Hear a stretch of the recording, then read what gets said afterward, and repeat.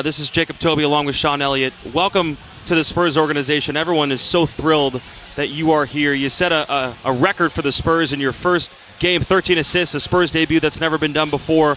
What was this night like tonight, playing your first game in a new uniform? I think it was great, man. Obviously, I felt like I needed some change, and it happened. And I think that this group could be special. I think especially what we did in that first half, especially the last 3 minutes of that half, I think was amazing. But after doing that, you have to be consistent. That's what this league is about. You have players who aren't that good, good players, great players.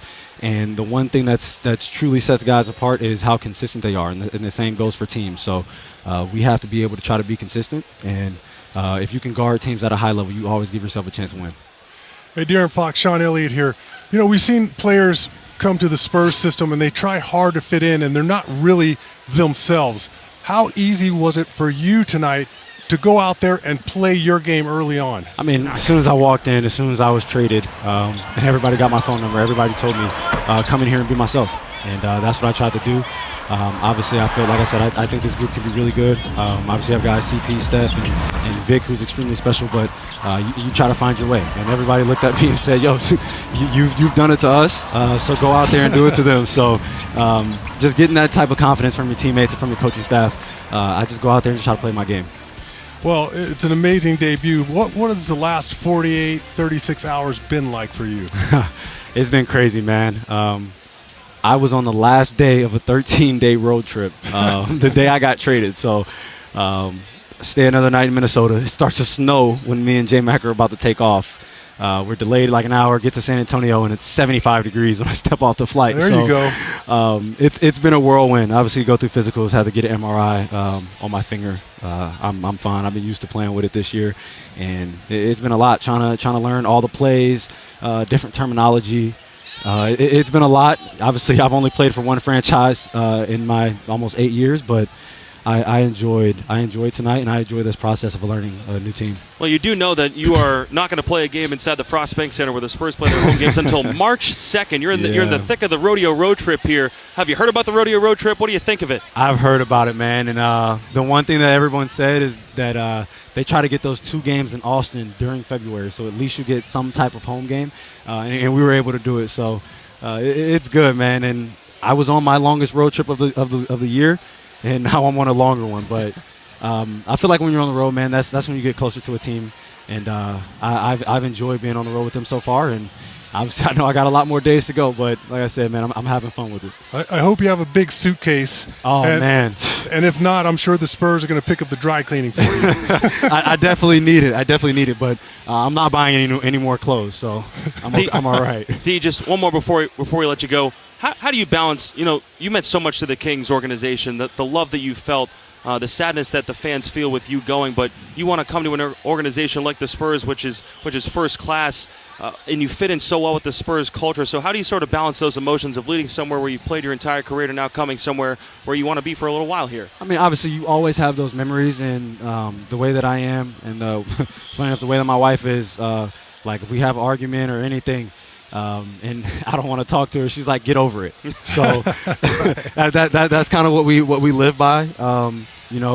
Great things come to an end, good things come to an end, and I feel like I had a great time there. Obviously we broke the playoff drought, and I'm in a new place, but she would look at me and be like, get over it, and there's still more work to do. So that's the way that I am, and you have to move on quickly in this league. All right, De'Aaron Fox, a great debut. The Spurs beat the Hawks here in State Farm Arena. De'Aaron, welcome again to the Spurs organization. We're thrilled for you, man. Thank you, guys. I appreciate it. Y'all have a good night. A hell of an NBA debut if I've ever seen one, let alone just a singular like Robbie Gorton team debut, as in this case, a Spurs debut for Swipa. So there's a lot to unpack where I was going to do this yesterday,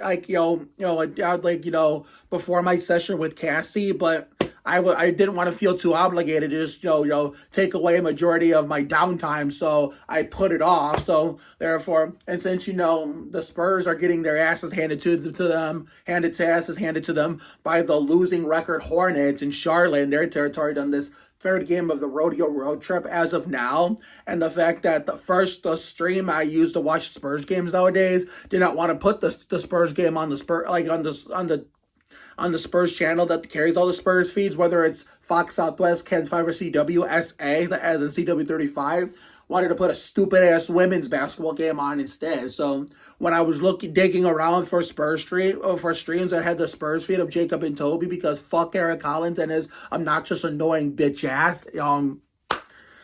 Apparently, when I went to turn the TV back on to see if they put the game back on, oh, good news, bad news. Good news, they eventually put the Spurs on, but we missed like the intro and all that other good shit that we normally broadcast to you guys on Instagram. Well, technically, majority of my YouTube highlights are going to start being shared on Instagram now, since I'm currently thriving on there. But okay, the Spurs game, they did eventually put it on with Jacob and Sean. Only problem is this is where the bad news comes in. Apparently, the fucking sound didn't want to work. So, and it was not just our stream. There was other NBA streams of certain teams' feeds of all the games that are happening on the league. Not all of them, but I was experimenting with, one of the Cavs' opponents, since I live in the Northeast Ohio area, to see if we have to suffer another year when eventually we host them here in San Antonio, where this time I won't be there to boo those Cleveland clowns without any repercussions like I did last year when fake Kyle Petty tried to fight Zach Attack, who's now a Chicago Bull. But I experimented to see if the Wizards feed would work, to see if local blackouts applied on the GenPlay streaming app. The nationally televised blackouts still apply, but it doesn't matter. It turns out the experiment turned out to be a success, where it confirmed where no matter where you're living, the local blackouts won't apply on the GenPlay. So even though we live in Ohio, Cavs territory, I tried to see if the Wizards feed would work. There was no sound like our feed with the Spurs Hornets, but it didn't black out, so we were being able to watch it with the Wizards commentary, which means come Friday, April 4th, when the Spurs host the Cavs in San Antonio, I get to watch the Spurs take on the Cavs with our commentators, Jacob and Sean, instead of the bitch-ass Cavs commentators with drunk old bitch-ass Austin Carr, so no having to suffer listening to his dumbass this year when we played him in San Antonio. How sweet it is. Only downside is I wish this would have been the case when Bill Land was in the Spurs broadcast booth, but hey, better late than never. But tangents aside, so yeah, the GenPlay has a lot of glitches, that just randomly, magically occur, and then when it comes to the next episode of the next stream, the glitches automatically fix itself. Like when Wemby had that record-breaking night against the Wizards in SBC Center, the Spurs stream didn't want to work at all. But yet, when we tried the Wizards feed, guess what? That worked. But like I said, if it's not Spurs commentators, if it's not Bill and Sean in past years, or they're starting this year, if it's not Jacob and Sean, I don't fucking want it. The Hornets feed was working just fine with the sound, but the Spurs feed wasn't. So I said, I'm not. If it's not Jacob and Sean, especially when it comes to stupid ass announcers Eric Collins and Austin Carr, because fuck them both. I do not fucking want it. So therefore, when we play the Magic tomorrow, I bet you the Spurs, our feed will probably, in terms of the sound, will fix itself. Because when these glitches happen one stream, the very next stream, the next game, the glitch will fix itself. It's so weird like that. I mean, it's good that it recognizes it has its own problems, and tries to better itself. But I wish these glitches didn't have to fucking happen at all. But hey, sometimes it is what it is. You can't always get what you want. You win some, you lose some. You live by the sword, you die by the sword. You live and you learn. And unfortunately, we cannot have nice things. So therefore, so I guess we'll have to try again tomorrow when we play the Magic in Orlando. And hopefully, Jacob and Sean's feed with us will fix itself. So therefore, April 4th, we get to listen to them and not drunk, bold, bitch-ass Austin Carr. So anyway, enough with the Cavs and Austin Carr slander. Let's talk about De'Aaron Fox's Spurs debut. So, where do we begin with this? So, therefore, he and Wemby played amazing together. So, therefore, I think, other than what's going on as of now as I'm recording this, I think that the ship's going to get righted if, they can build enough chemistry together and figure it all out, kind of like, 2 nights ago was a great start. I mean, he's the fastest player in the league, and I'm glad we have him, and Wemby's the tallest player in the league, and I'm glad we drafted him. So, and I'm glad we acquired Fox, the fastest player in the league. So, therefore, this is going to be a deadly 1-2 punch combo to, like, for the league to fear, including the Cavaliers. So, it's Bob Vila, look out. So, especially if we have a full squad and everybody's healthy and nobody's fucking injured. So, therefore, yeah, we basically led the entire, well, I wouldn't say the entire game. The Hawks did have like a small lead for like a few seconds or a minute or two, but as soon as we got to a semi-huge lead, we never looked back. Sure, it did get scary at times where we kept blowing the lead, but we never let Atlanta get over the hump. As soon as every time Atlanta decided to make a comeback attempt, well, not decided, nobody makes a comeback attempt by accident. When they fought back, they clawed their way back into it. We managed to respond really, really good and figure it out to keep them from getting over the hump. So no matter how hard Atlanta tried, we just never let them in the lead. They tied it like 2 or 3 times, but that was it. They never got over the hump, and we would build a semi-huge lead again. But even remember the Miami game from last weekend? Not even a semi-huge lead was safe. But in this case, it's the lesser of two evils because the Hawks never led again after we took control of the game before blowing the lead 4, 5, 6 times, but without giving up the lead entirely. So therefore, Fox really shined in his Spurs debut that night. He tore that shit up like Terry Labonte, and when Wemby came in the clutch when it mattered most, Stephon Castle, lit it up like Lizzie Green. Devin Vassell had his, homecoming, what's the term I'm looking for? Homecoming, think mark thing.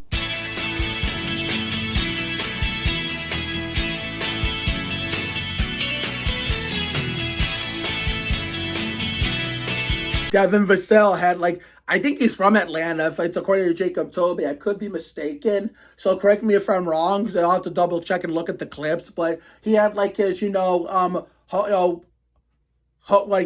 homecoming parade. Let's say homecoming parade where he played good in front of his hometown crowd. So therefore, I hate brain farts in the middle of YouTube videos, especially these game reviews, the NASCAR race reviews, and even the vlogs outside in Sandy Ridge during the summer months when we do Spring is in the Air and Fun in the Sun. But man, oh man. But, Trae Young looked like he was going to send the game to overtime, and then Wemby looked like he was going to have a game-winning dunk. He got fouled in the process. I thought we were going to see deja vu from the Friday the 13th game from at Christmas time when, he made 2 free throws and Portland was out of timeouts, and Advia tried some half-court Hail Mary prayer that was like, no way in hell unless you had some really, really lucky shit, which we have seen in the NBA in the past, including recent years. But he fooled me. He completely fooled me. He did make the first free throw. He did. But I thought he was just going to go for the second free throw and make it to the point where he would have to make, Atlanta work for it even harder. But it was some, high IQ strategy. He purposely missed the free throw just because he knew Trae Young or whoever was going to get the rebound. Most likely Trae Young because he's their best player right now. And, was going to probably catch him sleeping while in the act. So since they had no timeouts to advance the ball from full court all the way to past, to their side of the floor for the second half, Young launched it from half court, and he's done, crazy, lucky heroics like this in the past that succeeded. And I damn near had a heart attack, and I thought he was going to make the shot, and he was going to win it for them and hand us another L in the loss column and spoil the Swipa Spurs debut. But he airballed it, and we got the win by 1 point, 126 to 125. But my gosh, it should have been more than that if we didn't play all discombobulated until they got within 1 or something or tied the game at best, but never got the lead to the point where we cruised away. But at the end it was not enough. We found a way, to figure it out in the end where we took home the win at the final buzzer. So therefore, good on the Spurs. I know it's not going so well in Charlotte right now, but it's a blessing in disguise because it just gives us an excuse to make this, Spurs game review, going over Fox's debut, since it's an important debut of one of the most important NBA players, especially in today's NBA, modern day NBA era. In the modern day era, it needs to be addressed. So good job, Swipa. I hope we can see some Jordan McLaughlin minutes whenever the next game I watch, is hopefully going to be tomorrow if the Spurs stream, and regardless of what capacity or form, whether it be the stream as a whole working or the sound working, can actually get its shit together tomorrow. Maybe we'll watch them play the Magic and Pablo Banchero. We'll get to see some Jordan McLaughlin minutes. So have a good night tonight and a better day tomorrow. Take care, everyone. Good night. I will see you all for the next video, which will most likely be tomorrow, doing a game review of the Spurs Magic game in Orlando. So on the eve of Kelly Berglund, the GOAT actress, is Kevin Harvick, 29th birthday. See you later, everyone. Go Spurs. Go Spurs, bitch. Oh, mama, Wemby, Nyama, Swipa the fox. Yo, who say you gotta be a big man to compete in the NBA? Not us, Shody. That's right. Allen and Jerome. That's us. We gonna creep on in. Creeping like a creeper. And drop some Stephon Marbury inner city funk. I'd love to see the face of the fool trying to D my slamming moves to the hole. Yo, David, you may be bigger than me, but you need to get yourself some copper tone lotion. Why that, baby? Cause you just got burned.